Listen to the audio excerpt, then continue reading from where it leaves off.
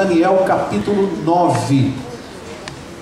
Não sei quantos estão lembrados, nós estudamos na quarta passada o capítulo 8. Seu Hélio. Aquela visão que Daniel teve. E ele termina a visão muito desorientado, preocupado, não é? Diz a Bíblia que ele chegou a adoecer. E agora, no capítulo 9, o anjo vai vir revelar para ele aquela parte da profecia que ele não compreendeu, e nós vamos ver isso essa noite com calma, não é?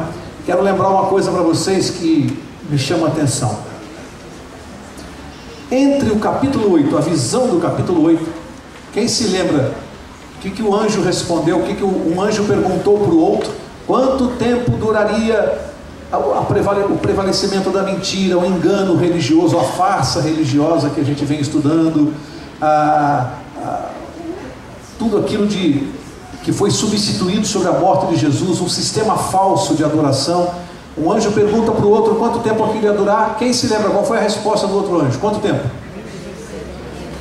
Quanto? 2.300 tardes e manhãs. Aí nós estudamos aqui que uma tarde e uma manhã, segundo a Bíblia, Gênesis capítulo 1, equivale a quê? Uma tarde, uma manhã e um dia, literal. Tá?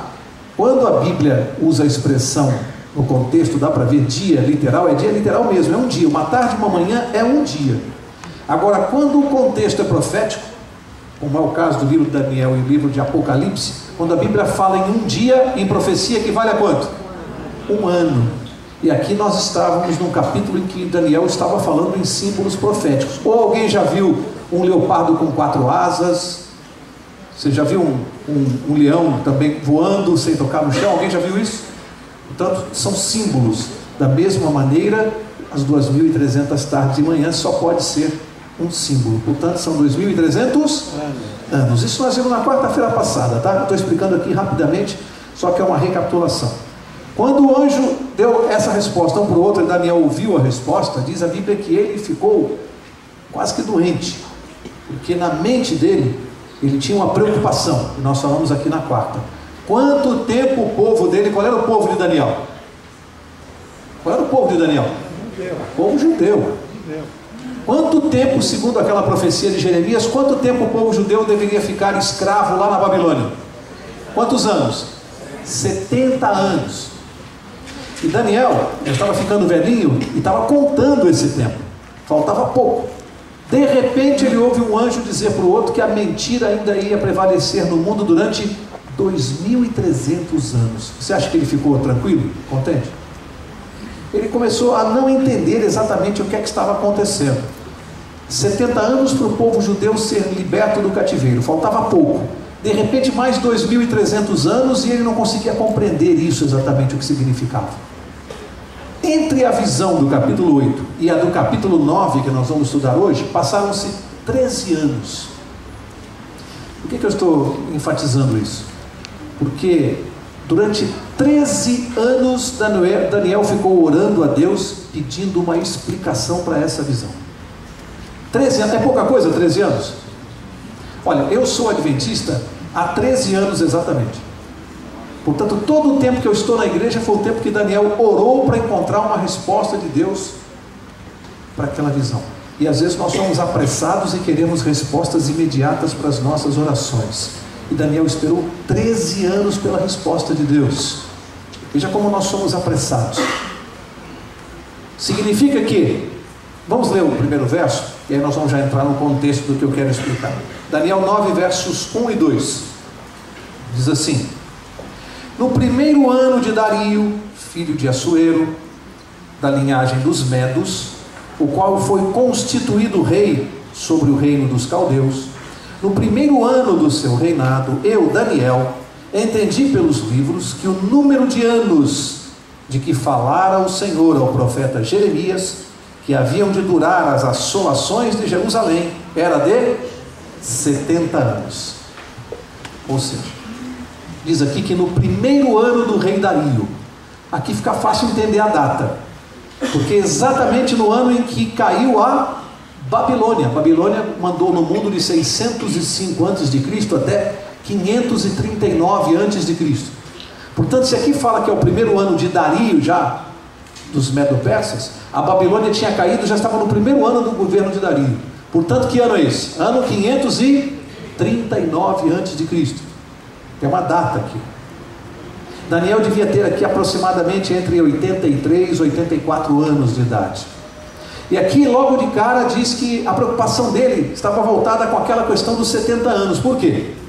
Porque como ele saiu cativo da Babilônia no ano 605, e aqui nós estamos no ano 539, se você fizer a conta vai dar alguma coisa em torno de uns 67, 68 anos que ele estava cativo. Como a profecia de Jeremias falava em 70 anos, o que se passava pela cabeça dele? Faltavam 2 anos, ou menos do que isso, para que o povo de Israel fosse liberto. E ele estava com isso na mente. É assim que começa o relato da profecia do capítulo 9. A preocupação de Daniel com essa questão. Aqui fala no primeiro ano de Dario. Diz que ele entendeu por onde? O que está escrito na sua Bíblia? Entendi pelos livros. Entendi pelos livros. Que livros eram estes? Os livros proféticos, especialmente o de Jeremias, que era o que revelava essa profecia. O que eu tiro para a minha vida disso aqui?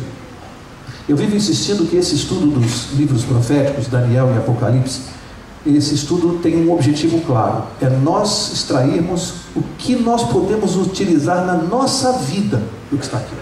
Não é só conhecimento histórico ou profético. O que isso aqui tem a ver comigo?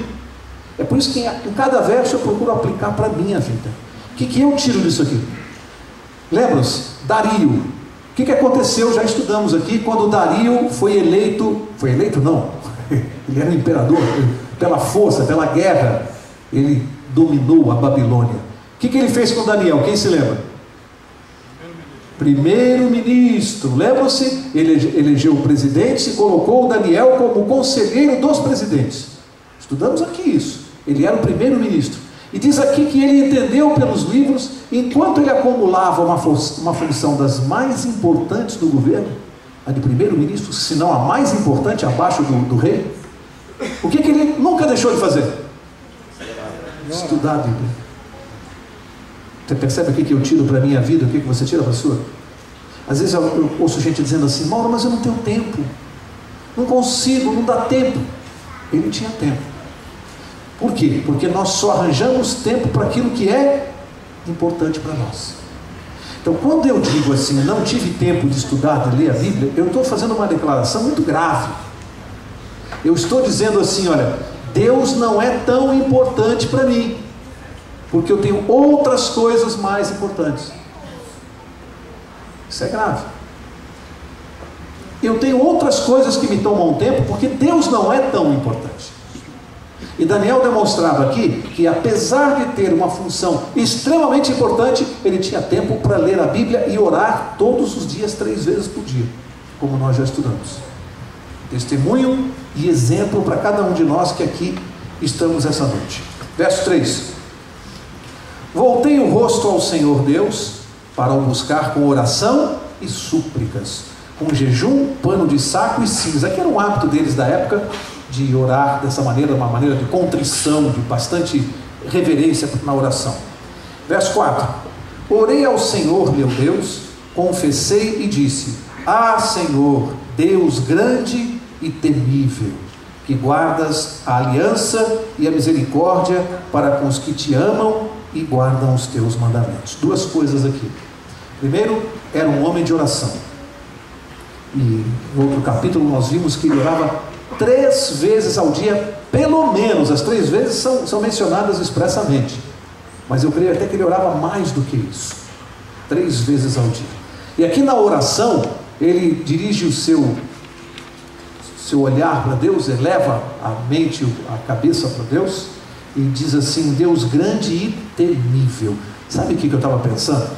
Engraçado que lendo esse verso me veio uma coisa aqui à cabeça. Nós estamos vivendo num tempo onde é muito comum ouvirmos pessoas dizendo assim: ó, ah, eu falei com o cara lá de cima. Daniel, um homem de Deus, um servo de Deus, mostrava reverência ao se dirigir ao Senhor. Deus grande e temível, todos os grandes homens da Bíblia, os grandes profetas, vai ler lá como é que eles se dirigiam, como é que citavam o nome de Deus, com que reverência. E hoje encontramos pessoas dizendo assim: o cara lá de cima. Quanto maior intimidade com Deus, mais reverência. Pouca intimidade, pouca reverência e pouco respeito. Pessoas que se referem assim a Deus não têm nenhuma intimidade com Ele, não o conhecem, caso contrário não o tratariam desta maneira. Isso é ofensivo a Deus, e Daniel mostra reverência e respeito. Verso 5: temos pecado. Olha a oração dele, olha o que ele está dizendo na oração. Agora do verso 5 até o verso, acho que 19, nós vamos ler toda a oração de Daniel, e eu quero fazer aqui, antes de ler, uma observação. Esta oração do capítulo 9 de Daniel é seguramente uma das mais lindas orações registradas em toda a Bíblia. Ela é tão importante, eu vou ter que fazer uma leitura aqui superficial, porque não dá tempo, porque nós temos que chegar ali na profecia. Mas ela é tão importante que eu recomendo a você, leia em casa essa oração várias vezes. Várias vezes. Quando você tiver um problema, quiser orar, quiser pedir alguma coisa a Deus, veja como Daniel orou. Olha o que contém a oração dele, olha como ele se comporta, os pedidos que ele faz, que tipo de confissão ele faz, que tipo de intercessão ele faz, para que você veja que exemplo para nós, que exemplo de oração, uma das mais bonitas e poderosas orações de toda a Bíblia. Daniel capítulo 9, marque isso na sua Bíblia para você se lembrar em momentos de necessidade.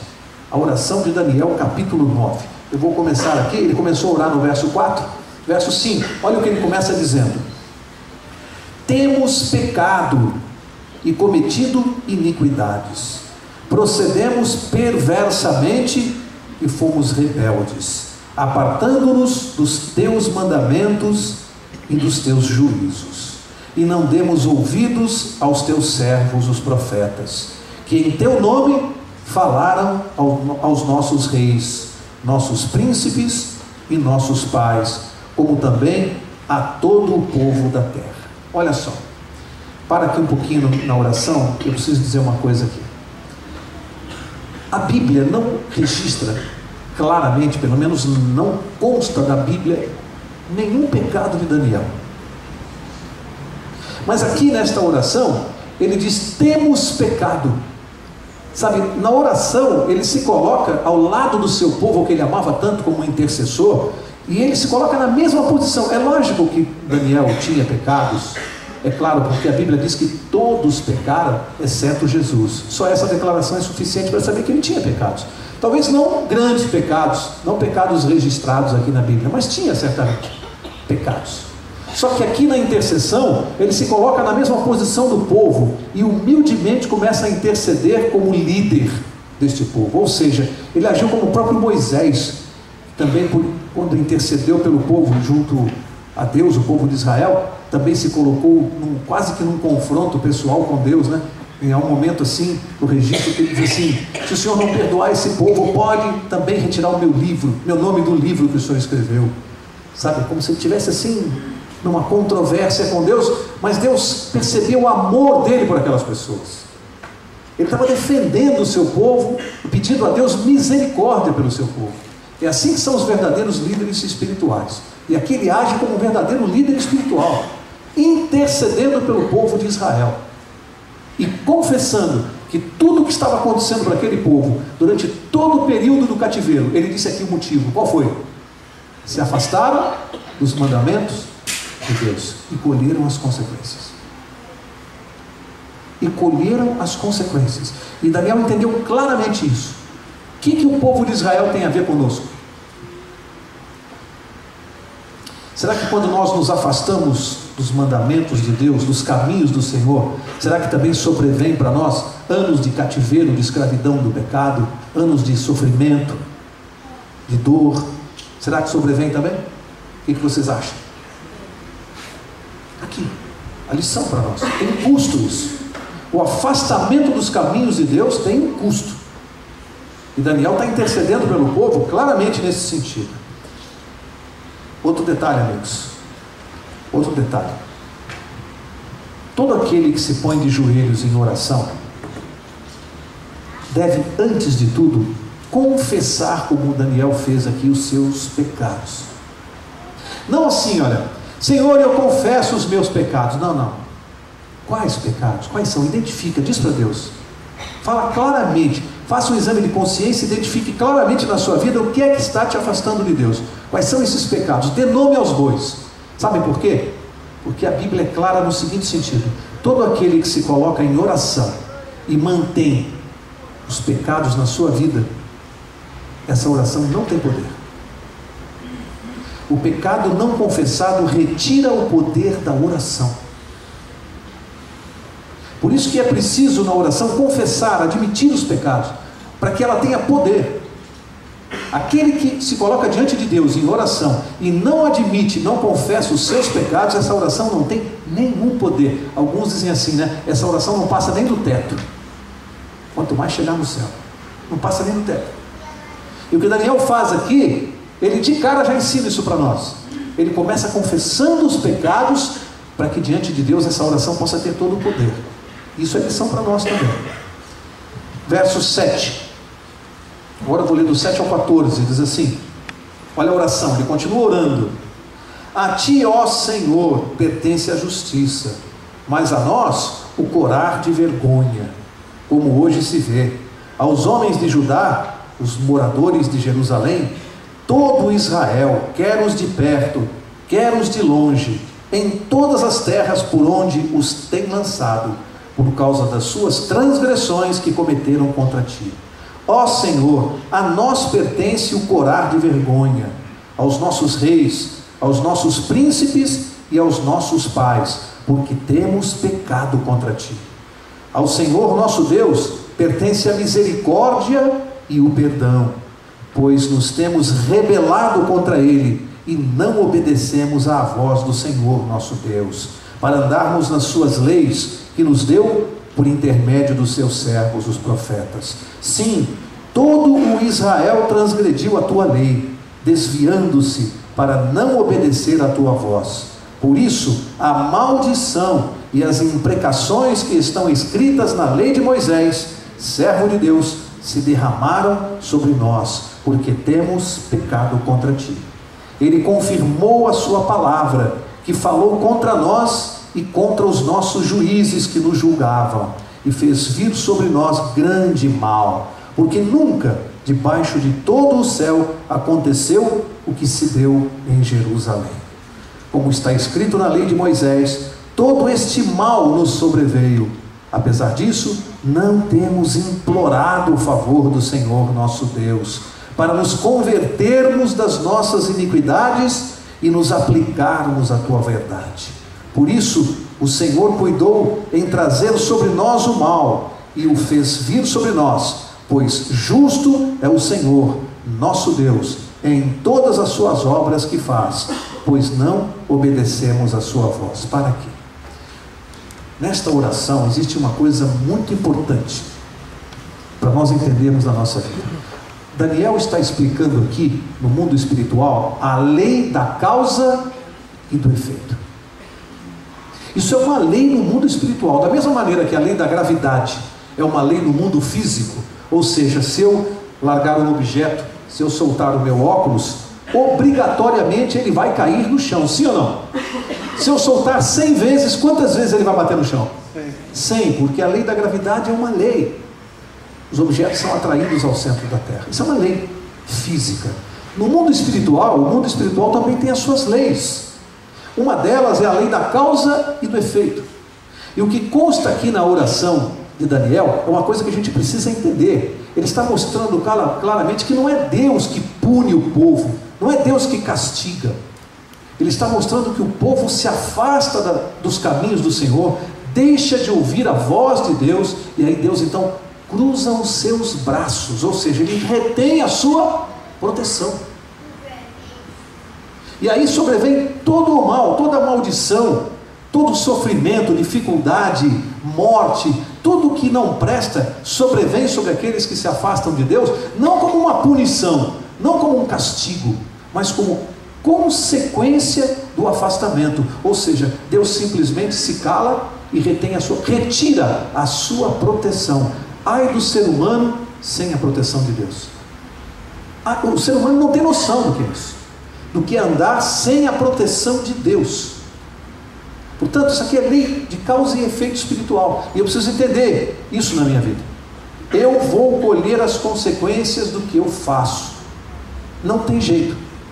Se eu andar fora dos caminhos de Deus, Ele vai retirar a sua proteção da minha vida, e eu vou arcar com as consequências disso.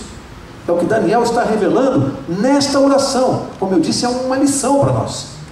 Ele admitindo, ele disse aqui, que nunca se viu no céu, nem na terra, o que estava acontecendo naquele tempo em Jerusalém. O povo se afastou demais, o povo de Deus se afastou dele, foi longe demais, e chegou ao ponto do povo escolhido por Deus estar vivendo como um escravo. Você já viu isso?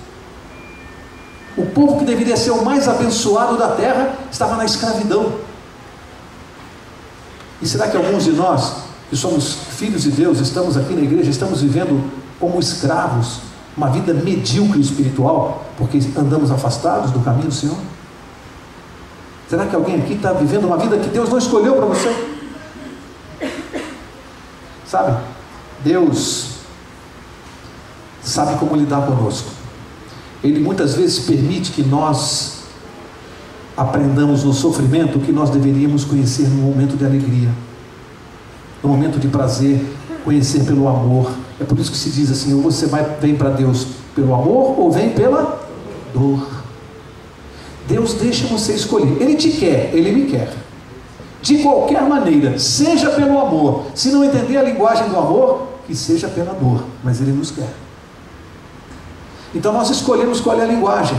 O ideal é que nós viéssemos para Deus num momento de alegria, de felicidade, de saúde, para ter uma vida melhor. O plano de Deus é que a gente não chegue estraçalhado, acometido por um câncer, por uma AIDS, sabe? Não é esse o plano. Mas se tiver que ser assim, Ele vai permitir. E quantos vêm para Deus na dor? E é o que Daniel está ensinando aqui na oração. O povo colhendo os frutos do que plantou. Verso 15, e ele continua na oração: na verdade, ó Senhor nosso Deus, que tiraste o teu povo da terra do Egito com mão poderosa, e a ti mesmo adquiriste renome, como hoje se vê, temos pecado e procedido perversamente.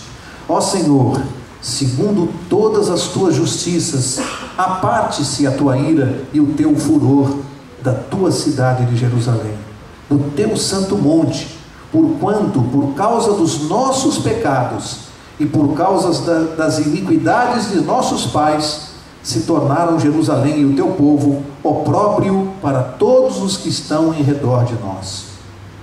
Agora, pois, ó Deus nosso, ouve a oração do teu servo e as suas súplicas, e sobre o teu santuário assolado faze resplandecer o rosto por amor do Senhor. Inclina, ó Deus meu, os ouvidos e ouve. Abre os olhos e olha para a nossa desolação e para a cidade que é chamada pelo teu nome. Porque não lançamos as nossas súplicas perante a tua face, fiados em nossas justiças, mas em tuas muitas misericórdias. Ó Senhor, ouve. Ó Senhor, perdoa. Ó Senhor, atende-nos e age, e não retardes por amor de ti mesmo, ó Deus meu, porque a tua cidade e o teu povo são chamados pelo teu nome. Falava eu ainda, e orava, e confessava o meu pecado, e o pecado do meu povo de Israel, e lançava a minha súplica perante a face do Senhor meu Deus, pelo monte santo do meu Deus. Falava ainda na oração, quando o homem Gabriel, que eu tinha observado na minha visão ao princípio, veio rapidamente voando e me tocou a hora do sacrifício da tarde. Bem, quem é o homem Gabriel que ele menciona aqui? O anjo Gabriel, o anjo. E ele fala, na minha visão que eu tive ao princípio. Que visão é essa? Que visão é essa? Fica fácil responder, porque no livro de Daniel inteiro, só há registro de 2 visões que Daniel teve. Uma lá no capítulo 2, o sonho de Nabucodonosor, a estátua. Estão lembrados? Primeira visão. A segunda visão foi no capítulo 7, dos animais. Lembra? Leão, leopardo, urso, o animal de 10 chifres. Só essas duas foram registradas antes. No capítulo 2, no capítulo 3, a visão é essa aqui do capítulo 9. Acontece que na visão do capítulo 2 e do capítulo 7, não aparece Gabriel para falar com ele. Aparece na visão do capítulo 8. Lembram-se? As 2.300 tardes e manhãs. Ele aparece aqui, no capítulo 9, para falar da visão. Portanto, essa visão só pode ser a do capítulo 8, não pode ser outra. Não tem como. Tem que ser a do capítulo 8. Até porque, o que aconteceu com ele quando teve a visão? Ele adoeceu e não conseguiu entender completamente a visão. Ele entendeu uma parte dela. Então, vem o anjo para fazer o quê? Vamos ler. Verso 22. Ele queria instruir-me. Falou comigo e disse: Daniel, agora saí para fazer-te entender o sentido. Sabe o que eu gosto nesse verso aqui? É que Gabriel diz assim, presta bem atenção. Agora saí, de onde ele estava? Do céu. Para fazer-te entender o sentido. Por que ele fala agora? Quantos anos haviam se passado entre a visão do capítulo 8 e do capítulo 9? Eu falei aqui no início. Quantos anos? 13 anos. 13 anos Daniel sofrendo, angustiado, não dormia direito, perdia o sono, orando, encafifado com aquele assunto, adoeceu.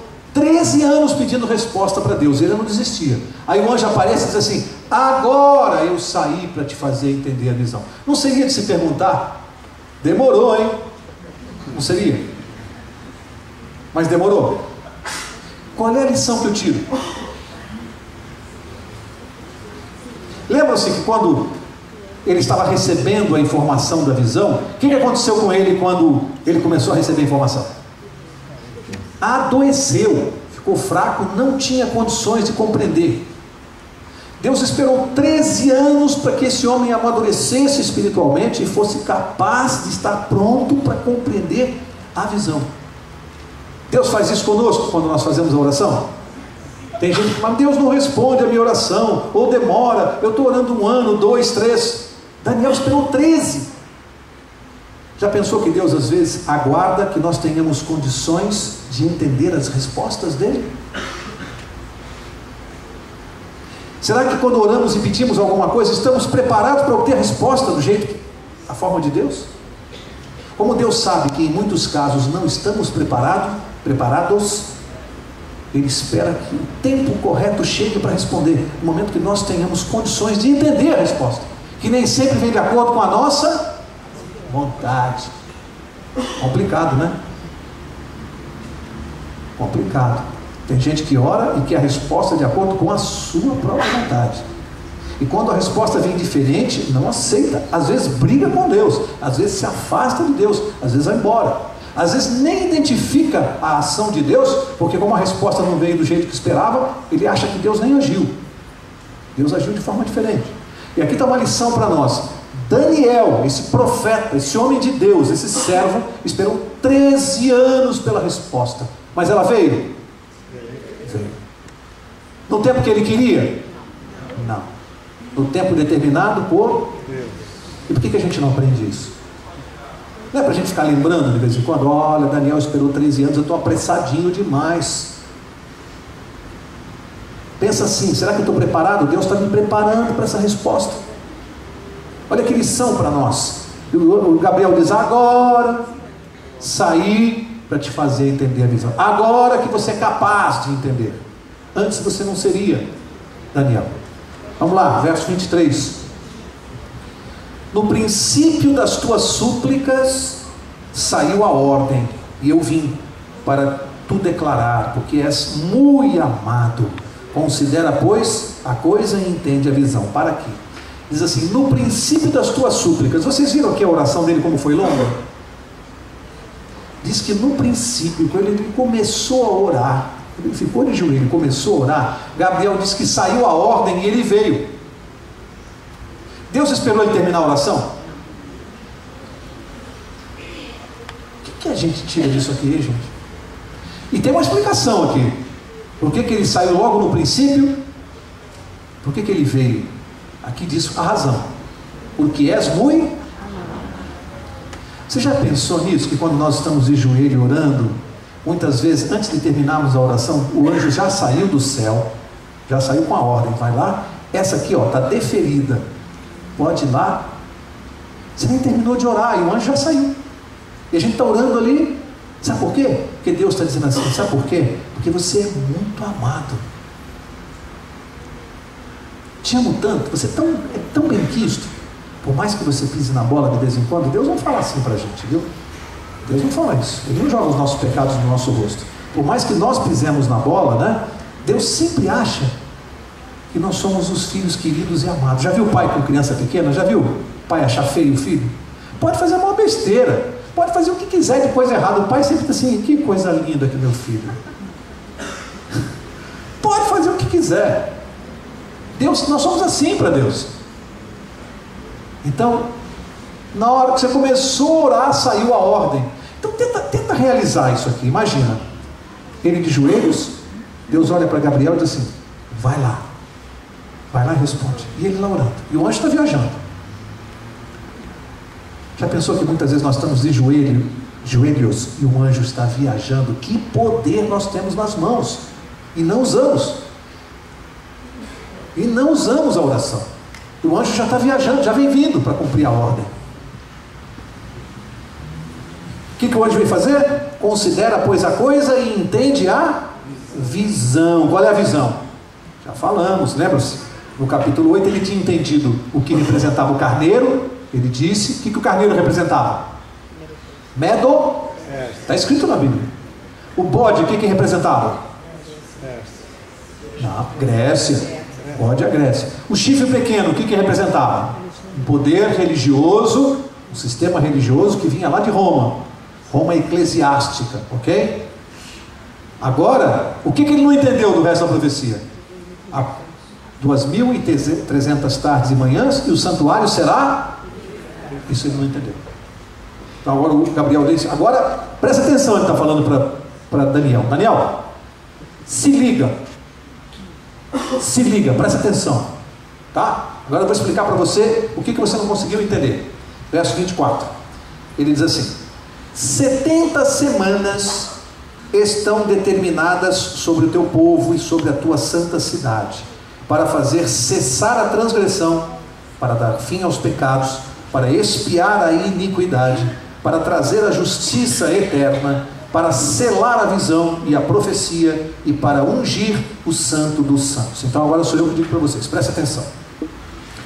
Dos 2.300 anos da profecia, o anjo começa a explicar para Daniel do jeito que eu vou explicar para vocês. Fala, olha Daniel, faz o seguinte, dos 2.300 anos nós vamos separar 70 semanas para o teu povo.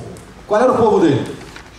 Povo judeu. Então se liga, 70 semanas dos 2.300 dias proféticos, 70 semanas proféticas são para o teu povo. 70 semanas, quantos dias tem a semana? 7. 70 vezes 7? 490 dias ou anos. Então ele está dizendo assim, dos 2.300 anos, vamos separar uma parte aqui, dos 2.300, 490 nós vamos separar, vão se cumprir no teu povo, no povo judeu. Vai começar com o teu povo. Por quê? Qual era a preocupação de Daniel? Eu falei no início aqui. O que ele estava pensando? Estava para terminar os 70 anos de cativeiro. Não é isso que estava preocupando a cabeça dele? O santuário tinha que ser reedificado, tinha sido destruído. Faltavam poucos anos, 1 ou 2 anos para terminar, segundo a conta dele, o cativeiro. Ele estava com isso na cabeça, então o anjo fala assim, já que você está preocupado com essa questão do teu povo, então eu vou dizer uma coisa para você. 490 anos dessa profecia vão se cumprir no teu povo. Aí Daniel ficou prestando atenção. Falou, o quê? Peraí, mas como assim? Presta atenção, Daniel. Verso 25, né? Que eu parei? 25. Sabe e entende. Então agora ele vai dar o ponto de partida dessa profecia. Quando é que ela começa a contar os 2.300 anos? Ele diz assim, desde a saída da ordem para restaurar e para edificar Jerusalém, até ao ungido. Quem era o ungido? Jesus. Ao príncipe, ele diz assim, 7 semanas e 62 semanas as praças e as circunvalações se reedificarão, mas em tempos angustiosos. Olha o que ele está fazendo aqui, presta atenção que ele vai dividir os 490 anos agora em 3 partes. Ó, 490 anos são para o seu povo. Então desses 490 nós vamos dividir assim, ó, das 70 semanas, são as primeiras 7 semanas, depois mais 62 semanas, e por último fica faltando quanto? 7 mais 62? 69. Falta quanto para 70? Uma. Então ele dividiu em 3 partes, ó, 7 semanas, 62 semanas e a última semana. Ele fala, começa a contar da ordem para reedificar o quê? Não era a preocupação dele? Quando é que nós vamos voltar para a nossa terra, Israel, que eu estou escravo aqui na Babilônia, agora escravo na Medo-Pérsia, né? Quando é que nós vamos, meu povo de Israel pode voltar para Israel, para Jerusalém? Quando é que nós vamos, a preocupação dele maior era reedificar o quê? O templo de Deus que tinha sido destruído. Então o anjo começa a dizer, bom, já que a tua preocupação é essa, vamos fazer o seguinte, a profecia vai começar a contar quando sair uma lei, um decreto, dizendo que o povo de Israel pode voltar para a sua nação, lá para Jerusalém, e pode reedificar o templo. Então você aguarda na história até acontecer isso. Que ano nós estávamos aqui, quando o anjo estava conversando com Gabriel? Nós vimos no início do estudo, o primeiro ano de Dario, ano 539. Aí você vai lá na história, quando é que a Bíblia registra que saiu o decreto determinando que o povo de Israel podia voltar para Jerusalém e reedificar o seu templo? Quando? A Bíblia registra isso lá no livro de Esdras, capítulo 7. Não precisa procurar agora, porque você pode ver depois em casa. Esdras 7, no verso 12 em diante, tem lá todo o decreto. Na verdade, haviam saído 3 decretos, mas o último, esse de Artaxerxes, foi o que determinou ou permitiu que o povo podia voltar e voltar ao seu culto de adoração normal. É daí que conta. Que ano foi esse? 457 antes de Cristo. Então a profecia dispara daqui, ó, o reloginho. 457 antes de Cristo saiu o decreto. E o anjo tinha dito, pode tirar, pastor, por favor. Só que não tira muito, eu também não vejo, né? Tá bom. Vamos aqui então. Pastor tirou minha muleta, então vai na memória agora, tá? Pastor, quer ver se eu estudei, né, pastor? 457 a.C. sai então a ordem para reedificar Jerusalém. Então daqui começa a contar o quê? Quantos anos? Inicialmente 490, mas no total 2.300 anos. Aí ele separou as primeiras 7 semanas proféticas. Quantos dias tem a semana? 7. 7 vezes 7? 49. Então os primeiros 49 anos, por que ele separou? Porque quando você vai na história, 457 a.C., saiu o decreto. Milimetricamente, 49 anos após, ou seja, 408 a.C., porque aqui a contagem é regressiva, né? 49, o que aconteceu? O templo de Jerusalém foi reedificado. Então, a primeira parte das 3 partes dos 490 anos se cumpriu aqui. Aí você conta as outras 62 semanas. Se você multiplicar 62 por 7 dias, dá 483 anos. Ele diz que daqui até o quê? O ungido. Quem é ungido? Jesus Cristo. O que essa profecia está determinando aqui? Até o ungido. Quando Jesus foi ungido, o que significa a unção de Cristo? A Bíblia fala. Batizado. Não precisa procurar já, mas quem quiser conferir, Lucas capítulo 3, versos 1 e 21, você pode ver em casa. Lá diz que Jesus foi batizado no 15º ano do rei Tibério César. 15º ano do reinado dele. Se você for procurar lá na história, ele começou a reinar no ano 12 depois de Cristo. Você soma mais 15 anos, o ano 27. Está aqui, ano 27. O que essa profecia determinou com tantos séculos de antecedência? A data do batismo de Jesus, quando ele foi ungido pelo Espírito Santo. Cumpre-se aqui. Essa profecia determina a data milimétrica do batismo de Jesus. Aí diz que na última semana, vamos ler. Agora nós temos que ler o verso 20 e... Onde eu parei? No 26, né? 26 diz assim: depois das 62 semanas será morto o ungido, e já não estará. E o povo de um príncipe que há de vir destruirá a cidade e o santuário, e o seu fim será no dilúvio, e até o fim haverá guerra, desolações são determinadas. Vamos ler o 27 agora para explicar os dois juntos. 27 diz: ele fará firme aliança com muitos, por uma semana. Na metade da semana fará cessar o sacrifício e a oferta de manjares. Sobre a asa das abominações virá o assolador, até que a destruição que está determinada se derrame sobre ele. O que aconteceria na última semana profética? Última semana que equivale a 7 anos. Jesus é batizado no ano 27. Diz que na última semana, na metade da semana, quanto é metade de 7 anos? 3 anos e meio. Jesus foi batizado no ano 27, tá? No outono. Conta 3 anos, o outono, vamos dizer mês de setembro, outubro do ano 27. 3 anos vamos dar em que mês? Setembro, outubro do ano 30. 3 anos, 27 mais 3, 30. Mas são 3 anos? São 3 anos e... Aí você chega na primavera de que ano? 31. Ano 31. O que a Bíblia diz que aconteceria? O ungido faria cessar os sacrifícios. Quando é que cessaram aqueles sacrifícios de cordeiros, a oferta de animais? Quando é que cessaram? Quando Jesus, o Cordeiro de Deus que tira o pecado do mundo, morreu na cruz. Diz a Bíblia que nesse momento, o que aconteceu com o véu do templo? Rasgou? Eu quero ver quem lembra. O véu, não vale o pastor, não vale os pastores, os pastores, mas isso é importante. O véu do templo, quem se lembra, ele rasgou de baixo para cima ou de cima para baixo? Cima para baixo. Por quê, hein? Podia ter rasgado de baixo para cima.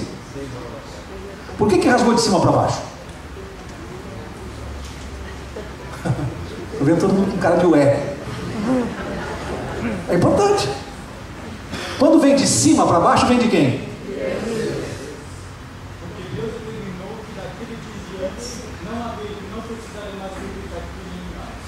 Isto, Deus determinou que da morte de Jesus em diante não haveria mais necessidade de sacrifício do cordeiro. Por quê? O verdadeiro cordeiro, uma vez só por todas, morreu no nosso lugar. Por isso que diz que na metade da semana profética, ou seja, no ano 31, Jesus, o que a profecia determinou que ia acontecer no ano 31? Ele ia morrer na cruz. Amigo, falar isso aqui no ano 539, que foi a data da profecia, é fácil acertar isso aqui? Bom, mas termina a última semana com o quê? O que acontece na última semana?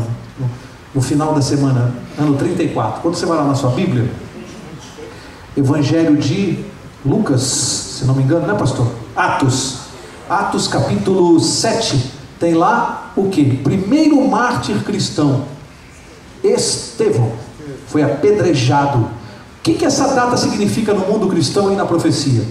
Diz que essa profecia, os 490 anos, eram determinados para quem? Para o povo judeu. Por que essa data é importante? Quem foi que matou Estevão?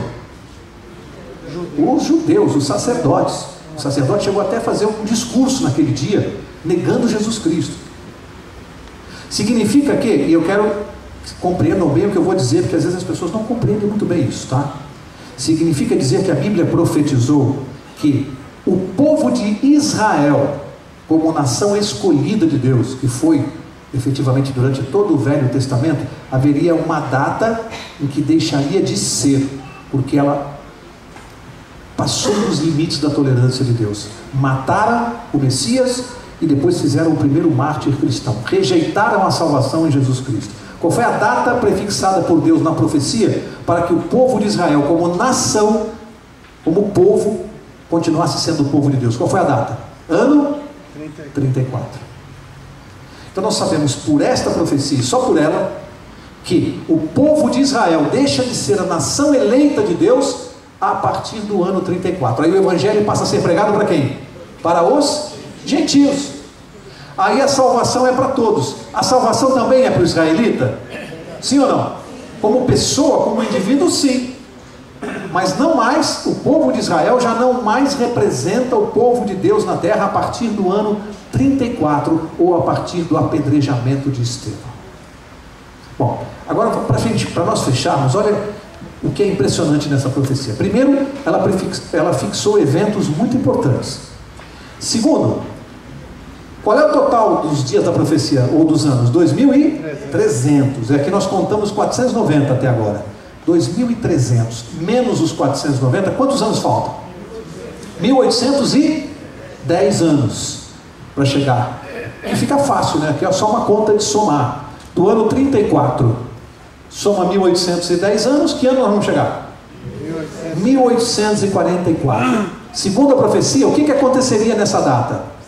Até 2.300 tardes e manhãs, e o santuário será purificado. O que aconteceria no ano de 1844? Duas coisas que a profecia previu. Porque como é que era a pergunta do anjo?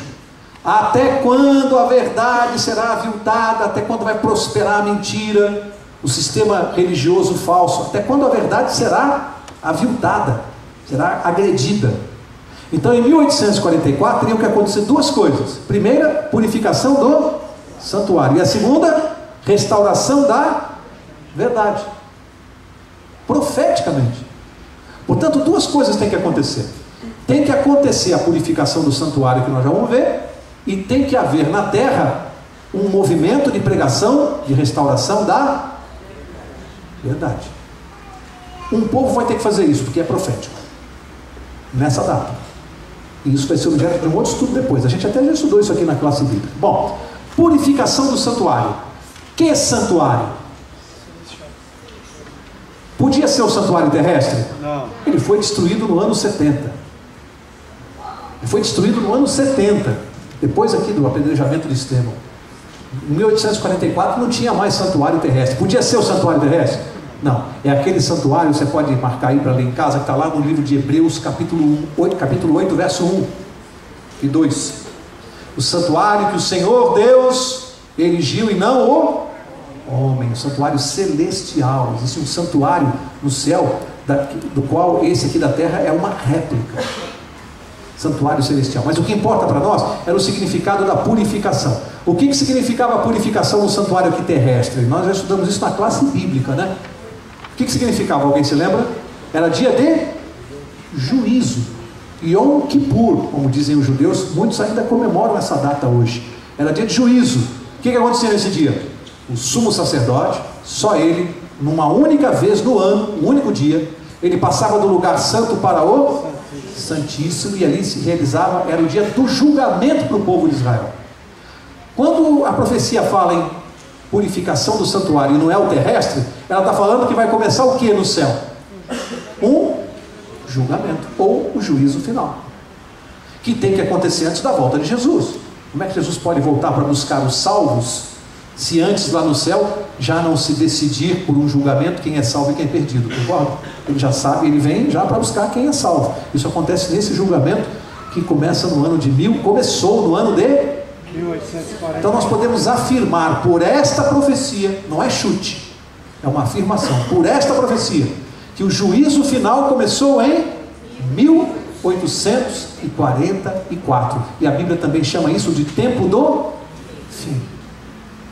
E alguém pode dizer, peraí, irmão, o tempo do fim, 1844 para 2008, já faz mais de 150 anos, isso é tempo do fim? Demorado, hein? Vamos lembrar? Quantos anos Noé ficou pregando advertência para o povo que viria o dilúvio? Quantos anos? 120 anos. O povo aceitou? Há quantos anos, portanto, a verdade está sendo pregada sobre a volta de Jesus e as verdades sobre as Escrituras? Quantos anos? 150. Mais de 154. É sério? E o povo está aceitando? Graças a Deus, muita gente sim. Graças a Deus, mas ainda é muito pouco. Porque a mensagem é: Jesus está voltando. Agora, o que há de impressionante nisso é o seguinte: essa primeira parte da profecia, olha como funcionam as coisas de Deus, a inteligência da mente divina. A primeira parte da profecia, ou seja, os 490 anos, se cumpriram onde? Aqui na terra. Nós vimos, nós acompanhamos, a história confirma isso. A primeira parte nós vimos acontecer. A segunda parte se cumpre onde? No julgamento do céu. A segunda parte se cumpre no céu. Olha o que Deus faz. A primeira parte, ele faz se cumprir aqui na terra para que nós possamos ver e acreditar. Depois que você viu isso se cumprir milimetricamente, que chance você acha que tem de não acontecer a segunda parte no céu, não ter acontecido já?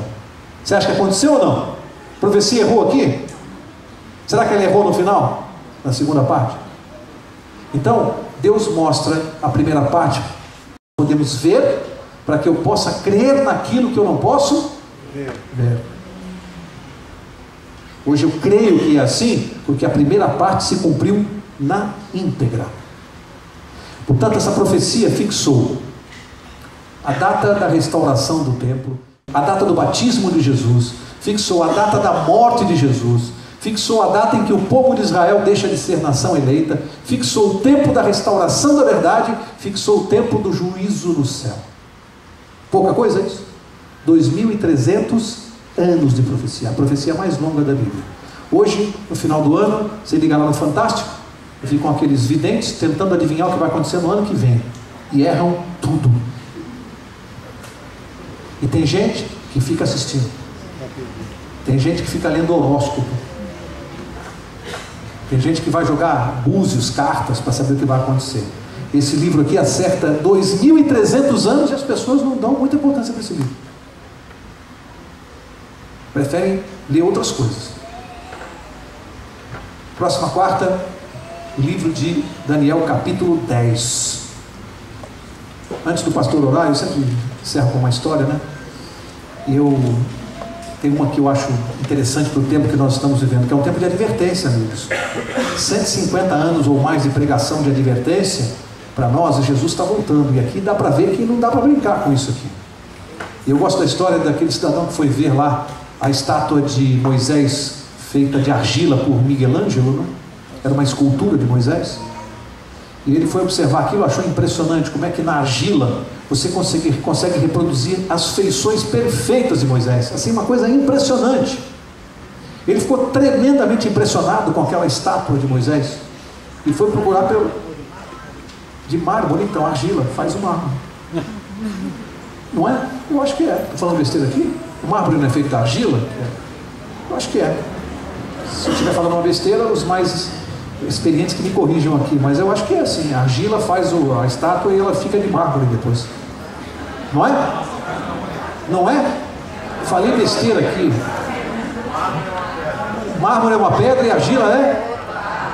Falei besteira. Então, me ajudem aqui a contar essa história. Tá bom, vocês entenderam, não entenderam? Então não complica. Seja lá a mármore e a argila, é a estátua de Moisés, pronto. Depois eu vou me informar melhor sobre esse assunto aí, como é que é esse negócio. Eu li e não prestei atenção nos detalhes. Bom, está lá a estátua de Moisés feita. De repente ele ficou impressionado com as feições. Impressionante realmente como é que você precisa ter um dom para fazer isso.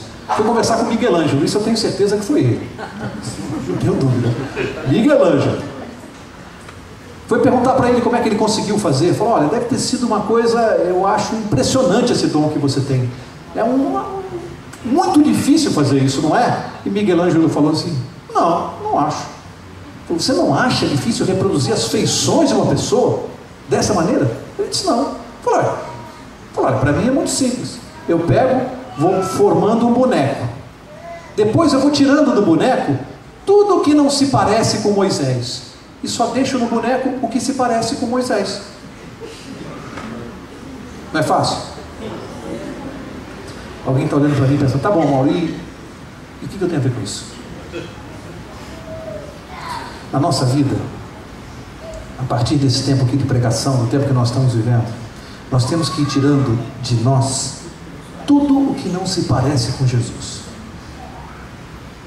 Tudo que não parece com Jesus a gente tem que tirar e deixar só o que parece com Jesus. E aí você vai ver que nós vamos encontrá-lo lá no céu, nas nuvens, para ir para o céu. É isso. Para fazer isso, eu preciso de quem? Dele. Quem tira de mim o que não se parece com ele, é ele. Ele é o escultor. Ele tira, eu só tenho que autorizar, eu só tenho que me relacionar com ele. Então todos os dias nós temos que orar assim, Senhor, tira de mim o que não se parece com o Senhor. Que Deus nos abençoe. Eu vou pedir ao pastor para fazer isso agora, pastor. Que o Senhor nos coloque em oração e que efetivamente Jesus Cristo possa remover de cada um de nós aquilo que não se parece com Ele. Vamos ficar em pé.